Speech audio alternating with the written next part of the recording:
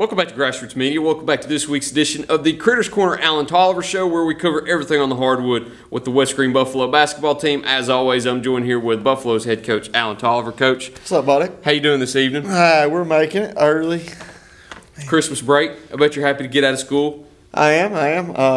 Not been much of a break yet, though. No, it hasn't, because instead of sitting in the classroom teaching second graders, you're out at Cherokee every day. Big H Barbecue Christmas Bash. Appreciate the jacket, Gus. Unfortunate, you've been playing in the morning slate. Yeah, you know what that means? You've been in the loser's bracket. That means we lost. Yeah. No. Different outcome than what the last 2 years have been for us there. But be honest, both games that we lost were very winnable games. We kind of did our typical West Green thing and had a third quarter slump. Would go down 15, 20 points. So I know that's what we did against Cotton County in the first game. It was kind of back and forth, back and forth, back and forth. We'd get stops. Cut it to single digits multiple times against Cotton County. About halfway through the third, take 2 timeouts because they go on runs. And look up, we're down 20. Then you look up again during the fourth, and we're down 7 with about 2 minutes to go. You're like, man, are we ever going to figure out how to put 4 quarters together? Kind of the same thing with Cherokee. Playing them down 18-8 after 1. We got to get out of those single-digit quarters, man. Mm-hmm. It's killing us. I know you'll talk about it in just a second. Yeah, I'm about to talk about it again. It's not going to be a quarter, though. It's going to be a half. But, no, same thing with Cherokee. And then we look up. We cut it to 2 in the second quarter. Cut it to 2 multiple times in the third quarter. Cut it to 2 again multiple times in the fourth quarter. And we could just never get over the hump to get a basket. I know there was one point, I think it was like 48-46, and we got 2 or 3 stops and never scored. And I think there was one time, too, Brock took 3. It looked good as anything, but it just wouldn't fall. Did the little boop, boop. Mm-hmm.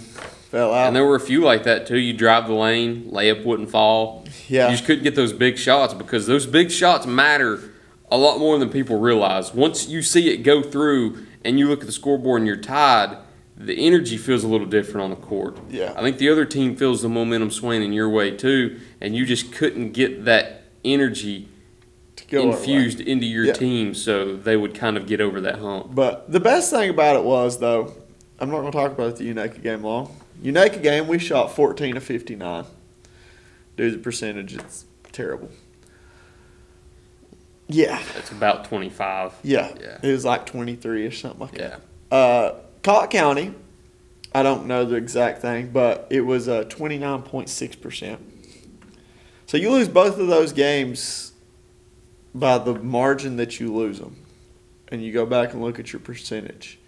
You're like, dude, they're not even guarding us at this point. They're letting us shoot it. Yeah, like, shots aren't falling. Against Unaka, there was a couple times they didn't even come to us. Like, we had time to dribble, turn around, spin a circle, touch our toes, and then shoot. And they were just going to let us shoot it because we couldn't hit anything. But then, against Cherokee, we kind of broke the ice in the second half, not the first half. Kind of broke the ice, got some shots to start falling. Brock hit a few threes, got us going there. And then against Hancock, I'm going to skip the first half. You didn't miss anything. 9 points, all right? 9 points in 16 minutes. Didn't miss anything. Second half, though, we scored 48 points. It's kind of all started with Braden. Braden comes in, been on a struggle bus lately. Steps in, hits 3 threes in a row. I mean, just right in front of us. And then after that, everything just started clicking. It's like everything we threw up went in at that point. And we went on a big run. Closed a quarter. I think we were up 8 or 10 at the end of the third quarter. And then it's pretty impressive. Go into halftime down 20-9. And then at the end of the third quarter, you're up 10. Mm-hmm. So big swing for us there. And then we just kind of carried that momentum and rode it the rest of the way. We never trailed again. So proud of their effort there. It was big to pick up a win going into Christmas, but we still got one more game to go. But we won't talk about that until afterwards. You got Gibbs coming up. That's another winnable game. That was a very winnable game the first time we played. That was a very, very contested game the first time around here. I think it was maybe a 4-point game. 4-point game. I think both the boys and girls were Yep. 4-point games. That was kind of weird how that ended up happening. But talking about the Big H Classic a little bit more too, talk about what you need to do differently in the first quarter and what you think they need to do differently to kind of get out to that hot start to prevent you from getting behind going into halftime and have to avoid coming back from behind. I mean, I'll be honest. Sometimes it's just like 11 o'clock games, It's hard to get started sometimes. off schedule. I'm not giving them that excuse though. It's a pretty bad excuse. But sometimes it's just like we get stuck in our own ways. It's like, that way didn't work. Let's do it our way. Let's do it our way. And they try to do it their way. Then they're like, all right, that's definitely not working. And then it clicks. Hey, maybe coach knows what he's talking about sometimes. And then it's like, oh, hey, we went on a 14-0 run. Let's keep doing that. But at that point, you spotted somebody 24. Yeah. It's tough to come back from that. Especially when the hole gets deeper and deeper. Yeah, and when it deeper. gets deeper and deeper, and you're looking up, you can barely see any sunlight up there. And then you fight back, and everybody's like, "Man, y'all came back. That's good. That's good." No, it's not good. We don't spot them 24. We win by 19. But it's something we'll figure out. I keep saying it, inexperience. Mm-hmm. But now we're starting to play some close games. It's a huge step from losing by 12 and 14 to winning, being close, 4-point games, 3-point games. Start making teams a little uncomfortable sticking around.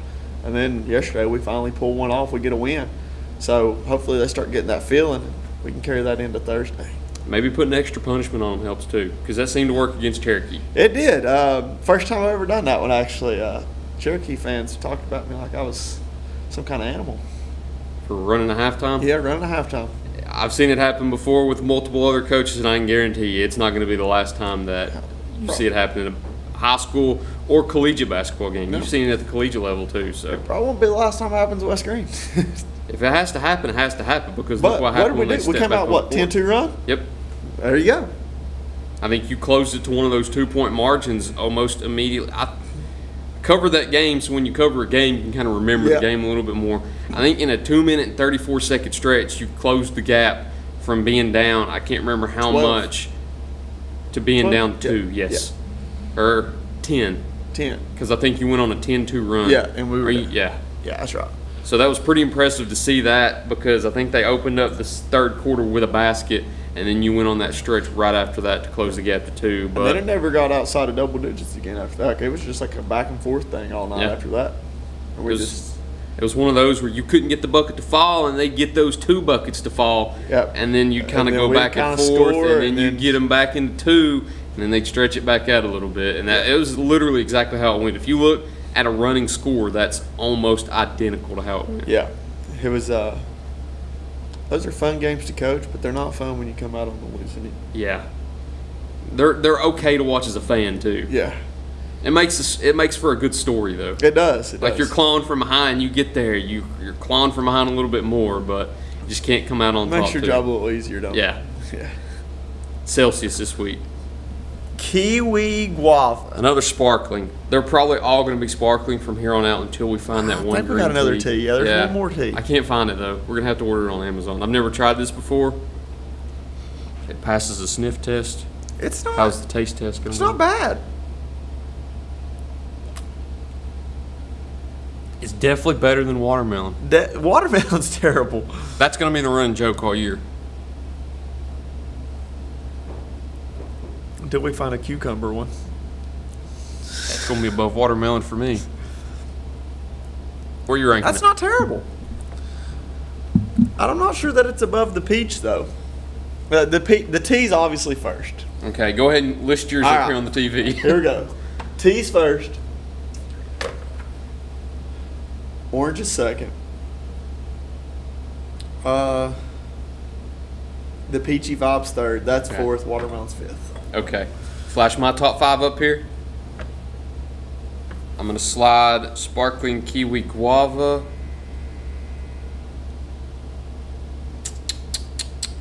Below orange. Below orange. I think I would drink the orange over this one. I don't know. That might change by the time I edit this, because there's still a lot of this to go. It's really. Although there is one pet peeve I have right now. Show your cap. Why are they different colors? Why- These were the last 2 in Walmart, And for some reason, one had a black top, one had a silver top. I know. But they're the same thing. I don't know. That bugs me. We read their ingredients and all. Because I like uniformity.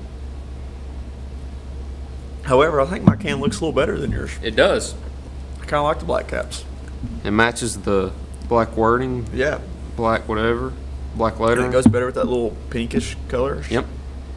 Silver just don't look right. No. Anyway, got to cut the break one more time. Rankings. Up here if you could see them. TV's a little low this episode. But we'll go ahead and cut into break. Right after this, we'll go ahead and preview their last game in the 2023 calendar year against Gibbs here on Grassroots Media.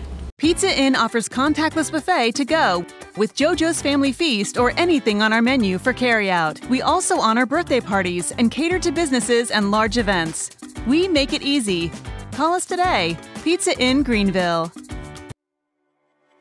Tommy's Plumbing has provided professional plumbing services to the residents of Greenville, Tennessee for over 30 years. Our experience and reputation have helped us grow our business to add locations in Jonesboro, Tennessee. Tommy's Plumbing is local and family owned, and we offer a full line of plumbing services, such as kitchen faucet, shower faucets, commodes, and bathroom faucets, as well as drain cleaning. We also provide outside plumbing work, such as septic and sewer drain cleanouts, as well as repair and replace. Tommy's Plumbing pretty much does it all. Tommy's Plumbing is licensed, bonded, and insured.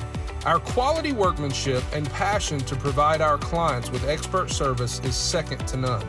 We guarantee we have the best warranty around. For all your plumbing needs, give Tommy's a call at 638-3662.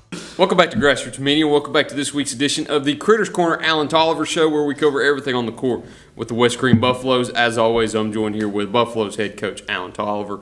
So you got one more game in the 2023 calendar year. It's against Gibbs. Yep. You finish off the home and away series before Christmas break. I think it was that way last year. Yeah, it's always been like that with them. Interesting is you split last season. Yes. And it was an opposite split. Opposite. You both didn't win at your home venues.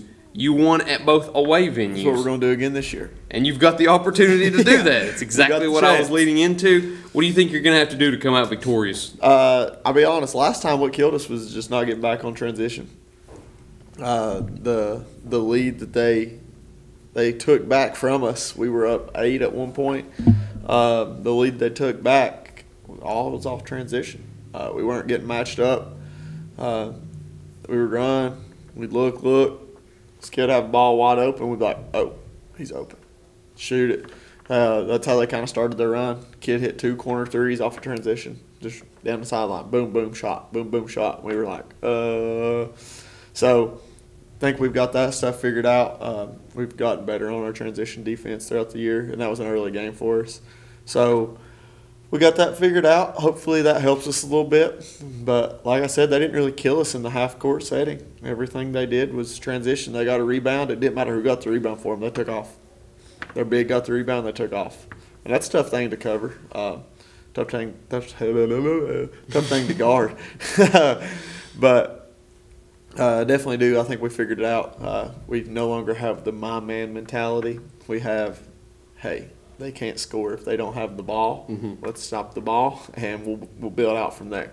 So definitely think that'll be a big thing for us. But got an hour and 20-minute drive to get there. No school, so probably gonna have to get those boys up a little early to have a little shoot around beforehand. Come in and have a little shoot around. Help our shooting percentages go up, hopefully. So we'll figure it out, though. We'll go to Gibbs tomorrow. Have you watched the game on film from last season? At Gibbs? Yeah. Up there? Yeah, the overtime thriller and poor Dawson. What is something from last year's game that you kind of want to implement into this year's game plan that you think could help you going into tomorrow night's matchup? Last year we actually came out on a hot start. First and second quarter we were clicking. Third quarter we were kind of clicking. Fourth quarter last year is where we kind of went on our slide down. But I think last year's kind of the same thing, really. It was transition buckets last year. We were getting mixed up who we was guarding. They had a really good guard last year that we were trying to kind of mark up early, find and hit. He had a couple quick threes coming out of the second half, and we were really trying to keep him from get going. And he's still there. So that's kind of kind of gonna be the same thing. You know how it is with people in their own gym. Mm-hmm. They get hot unless you're us for some reason. We don't get hot in our own gym.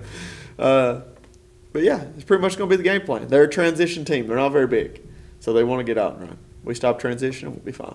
All right, that's the game plan for Gibbs. Can't game plan against it though, because by the time this comes out, the game will have already been played. Be over, and hopefully UC West Green gets a dub at Gibbs. Taking next week off. Enjoy Christmas. Sounds great. Enjoy New Year's. Yes, sir. Thank you all for watching this week's edition of the Critters Corner Alan Tolliver Show. We'll let you get to practice. One last time, Celsius Kiwi Guava to Go close get 'em. out the 2023 season. Thank you all for watching. Look forward to seeing you next time here on Grassroots Media.